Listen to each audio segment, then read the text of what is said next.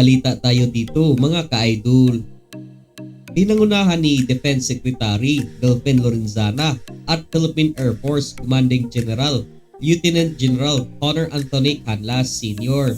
ang joint acceptance, turnover, and blessing ceremony ng isang C295 medium lift aircraft at dalawang T129 Attack Helicopters sa Colonel Jesus Villamour Airbase Pasay City. At dito lang tayo magtatapos sa video na ito. Kung nagustuhan mo ang video na ito, hit mo na yung like button at subscribe. Hanggang sa susunod ulit, ito ang West Philippines Military News.